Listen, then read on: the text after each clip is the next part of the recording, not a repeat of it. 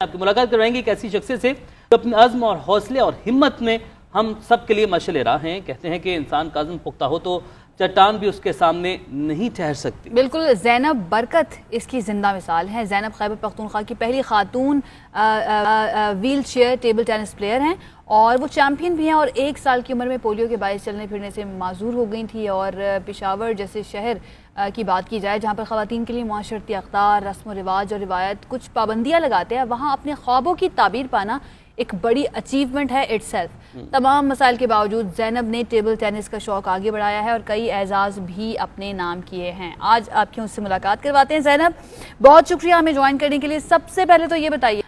کہ آپ کیا کرتی ہیں، آپ نے سٹارٹ کیسے کیا، کہاں سے ٹریننگ لی، اپنے بارے میں ذرا بتائیے۔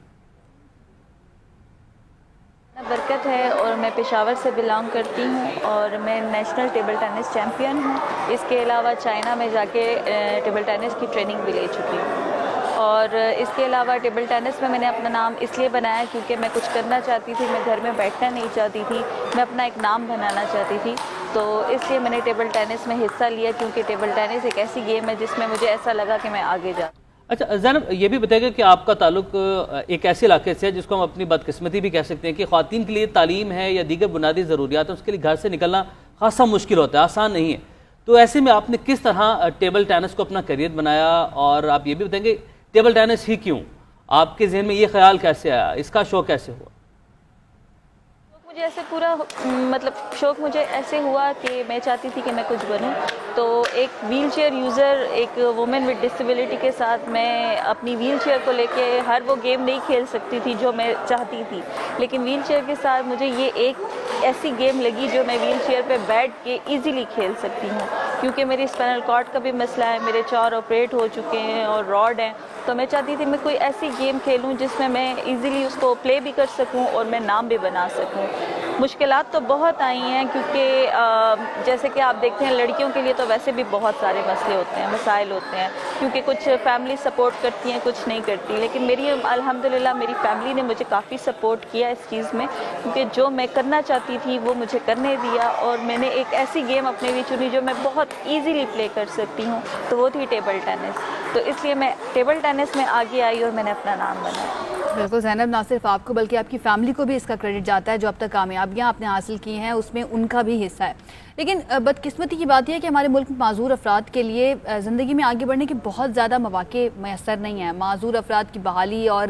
تعلیم کی بات کی جائے تو اس کے لیے حکومتی سطح پر بھی کوئی اقدامات نہیں کیے جاتے۔ آپ کیا مطالبہ کریں گی، کیا کیا جانا چاہیے ایسے تمام افراد کے لیے؟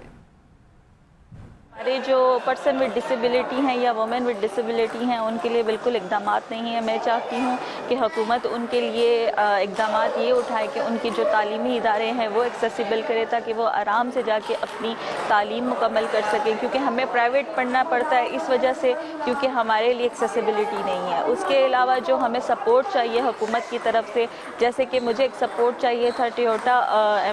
جو ایک برانڈ ہے، انہوں نے مجھے سپورٹ کیا، اسپانسر کیا مجھے چائنا کی ٹریننگ کے لیے، اور آگے پیرالمپک کے لیے بھی وہ مجھے سپورٹ کر رہے ہیں۔ تو اس لیے میں چاہتی ہوں کہ اسی طرح ہمیں جیسے کہ ایک برانڈ سپورٹ کر رہا ہے، ٹویوٹا سپورٹ کر رہا ہے، یا ہمیں ہماری جاب جہاں پہ ہم جاب کرتے ہیں پیراپلیجک سینٹر جو ہے، میں وہاں پہ جاب کرتی ہوں، وہ مجھے سپورٹ کر رہا ہے، فرینڈز آف پیراپلیجک سپورٹ کر رہا ہے۔ تو اس لیے میں چاہتی ہوں کہ اس طریقے سے ہمیں حکومت سپورٹ کرے کہ ہمیں اور کسی کی سپورٹ کی ضرورت نہ پڑے، حکومت ہمیں اتنا سپورٹ کرے کہ ہم اپنا خواب پورا کر سکیں اور ہم آگے جا سکیں، اور پاکستان میں ایکسیسیبلٹی کے لیے کام کرے، تاکہ ہم اپنی جو تعلیم ہے، جو جاب ہے، جو کہیں آنا جانا، جو گیدرنگ ہے، ہم وہ اپنی اکیلے کر سکیں، ہمیں کسی کی ضرورت نہ پڑے۔ بہت شکریہ۔ زینب برکت ہمارے ساتھ موجود تھیں اور انہوں نے یہی مطالبہ کیا ہے کہ پرائیویٹ سیکٹر ان کو اسپانسر کرتا ہے، دوسرے ممالک ان کو اسپانسر کرتے ہیں ان چیزوں کے لیے، ان کھیلوں کے لیے، لیکن حکومتی سطح پر کچھ نہیں کیا جاتا۔